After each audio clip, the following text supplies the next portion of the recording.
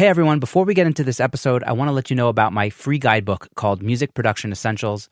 It's a brief rundown of my top 24 takeaways that I've learned over the course of interviewing so many audio professionals for this podcast. So just go to secretsonics.co and you'll see the image. It's a totally free download and I hope it helps you with your productions. Hey everyone, welcome back to Secret Sonics. This is episode 98 with Sean Mercer. I had a great chat with Sean. We talked about so many things, and Sean's actually a really interesting guy because he works on so many different kinds of music.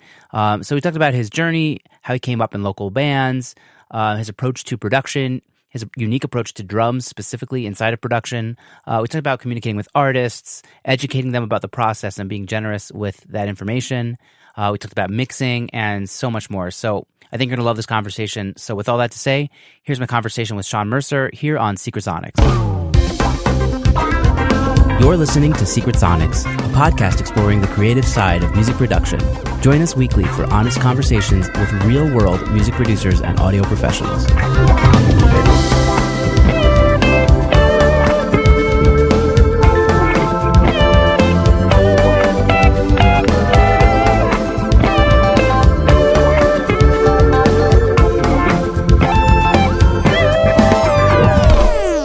Hello and welcome back to Secret Sonics. I'm your host, Ben Wallach. My guest today is Sean Mercer. Sean is a musician and audio engineer / producer based out of Baltimore, Maryland, who focuses on a wide range of projects and genres.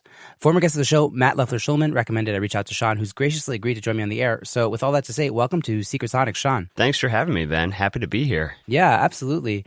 Well, I listened to a bunch of the stuff you did before, obviously jumping on this call. And wow, it's a whole range of genres and stuff and super cool.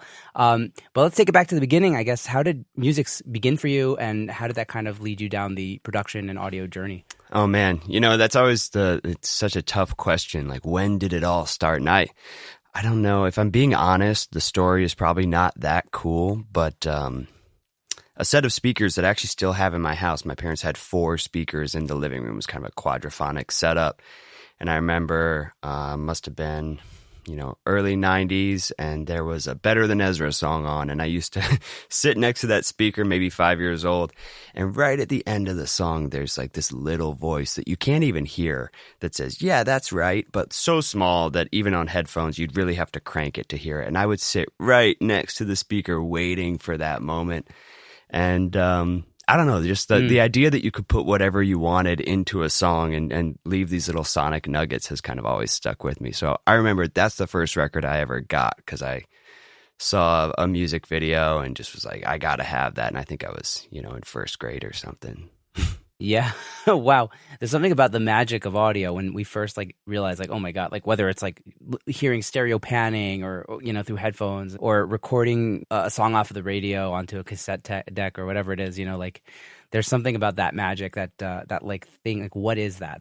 That's coming through the speakers that sparks curiosity for a lot of people, I think. That's true. Yeah. I guess I also started off with one of those cassette recorders, got my first guitar at, maybe 7 years old and had one of those cassette recorders and probably made just a bunch of little pop songs. Mother's Day just passed. That was my Mother's Day gift, every year until I ran out of songs about moms. So nice. Wow. So you started playing music at 7. Yeah. I mean, I guess that's we'll call it music. I always had a guitar. Every picture of me from that age is with an acoustic guitar, and then I got an electric guitar at 11 and played trombone and cello in 3rd grade, and then 5th grade they let you join the band so I could play trombone, and then joined the jazz band on guitar, kind of played all through high school and college doing that, and somehow ended up playing drums now. Never studied drums, really? never thought I'd end up playing drums, and that's all I do. I just zoomed through so much, but yeah, I really played guitar. I went to college to study guitar, so I went and I was studying jazz guitar, and as much as I love jazz, I just realized that I was not going to be a jazz guitar player that was going to change the face of jazz music. So at the time, I was really into folk music, and so I switched over to classical guitar, started playing fingerstyle, which, still have the long nails for that, and just joined some indie rock bands and started playing drums just for fun. And everybody needs drummers. So all of a sudden, I was in 6 bands.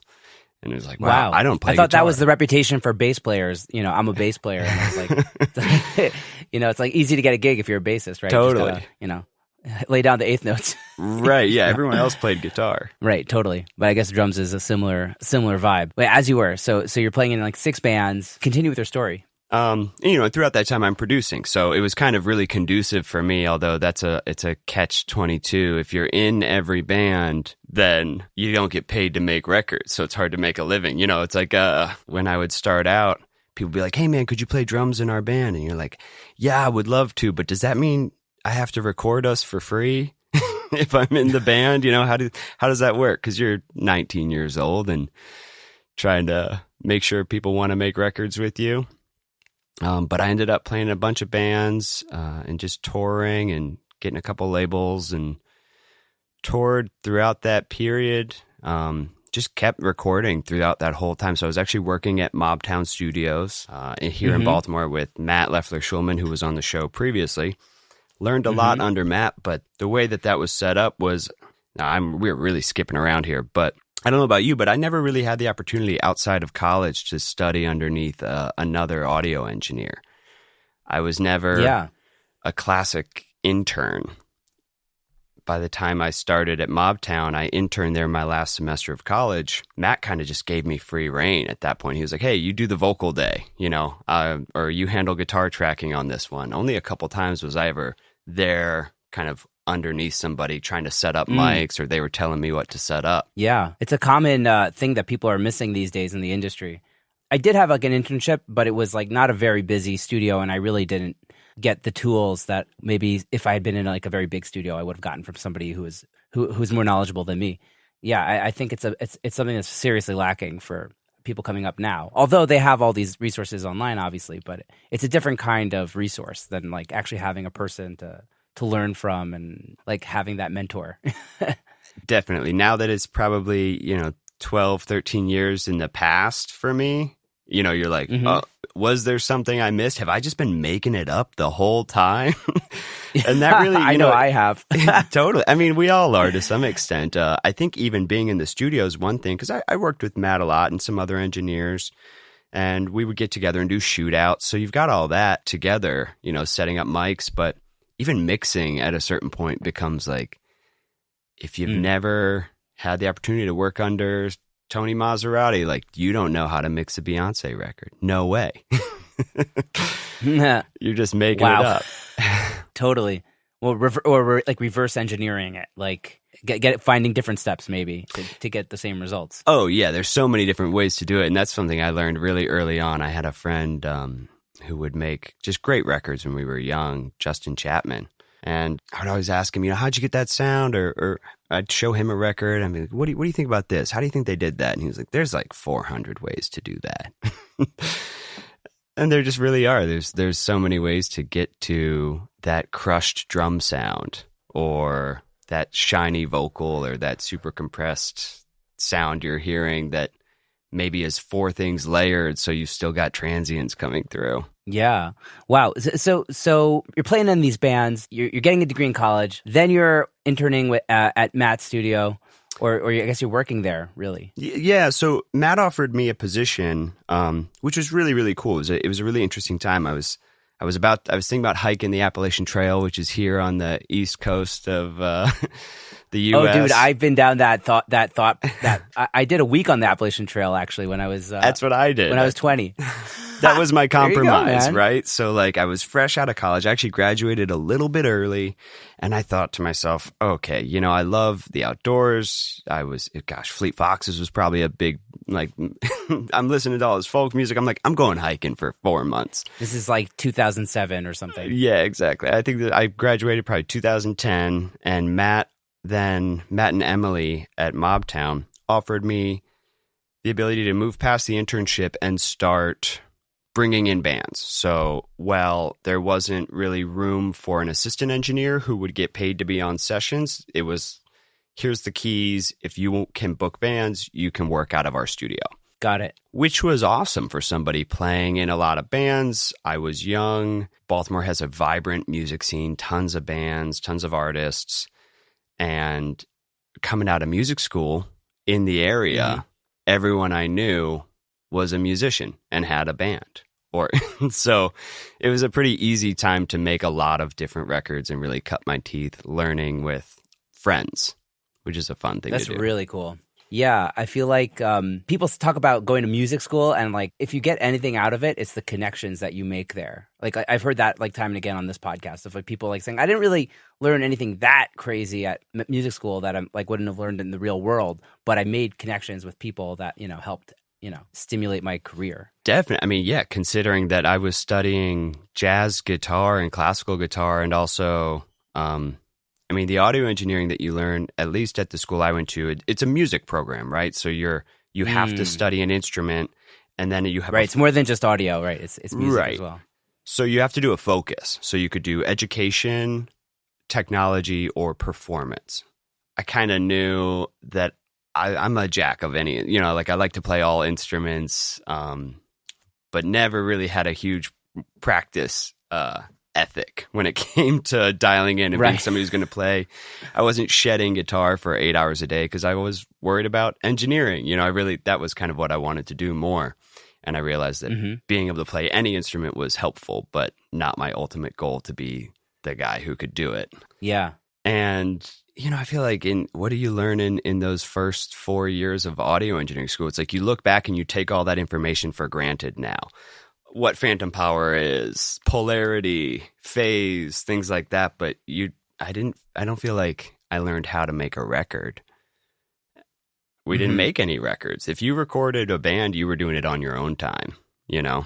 Yeah. So you really learned all that stuff at Mobtown with the various bands you were working with and, you know, working in as well. And so you just like, you're the musician in the local scene that became the engineer of the local scene, basically. Yeah, among so many other folks who were doing it. I think I really did use my time at UMBC, and I don't think everybody did this, but I tried really hard to record bands at school. So we had keys to the studios, and over the summer, you still had keys to the studios. So you could book bands, and you could book time on an online calendar. And, you know, it wasn't completely the MO of the program, but you could kind of get paid a little under the books to bring in a band, you know, so you'd have them book your time and you're free access to a studio. So, you know, you're not charging much, but it's an interest. That was kind of where I started learning how to charge for records, which is something nobody teaches you in music school either, at least at the school I went to, right? I didn't go to Berkeley or a tech program about making records. So you get out and it's like, well, what's a record cost? How much is a day? How do I convince people to, you know, what's a timeline for turning around mixes? All those things you kind of have to end up teaching yourself. Totally. Well, I love that you've you've done this thing where you've been in so many bands and you've worked with so many styles, and I feel like that gives you so many tools to work on, like, just, I don't know, any kind of record. I think that's awesome. Did you have a moment while you're doing all this stuff, while you're shedding, I guess, in the studio with these bands, where it's like, oh, this is really working. I think I have a future as like an audio engineer. Yeah. So the whole time I was making those records and working at a Mobtown, I was working at a restaurant, because that's kind of what you need to do to pay the bills at that time. And even if you're booked all the time making records, I wasn't charging that much to make them because you want to stay competitive and you're not sure how much you're worth. So when I was 25 or 26, I quit working at restaurants and just did music full time. And that was kind of a big moment where I was like, all right, I had a big year, was staying busy. And yeah, I'd say around then, I just had enough records, you know, to keep going, and was touring, I think, at that time, which if you're busy enough touring, there's good income in that too. Yeah, totally. I'm kind of conflicted myself because I don't know that things are opening up again. I'm getting offered gigs again. And it's like, do I want to keep gigging a lot? Do I want to stay in the studio and focus? It's a bit confusing because, like, I love playing music also, and I love, you know, obviously love doing all the engineering and the mixing and the recording and the producing. So it's like, how do you decide, right? Oh, like I feel you're still on both fences, right? Yeah, and it's a catch-22 when it comes to touring. I mean, the more I tour, the less records I make for a host of reasons. One, right now things are opening back up. I'm booking a lot in September for tours, and the shows are just coming in kind of left and right, and I'm not the booking agent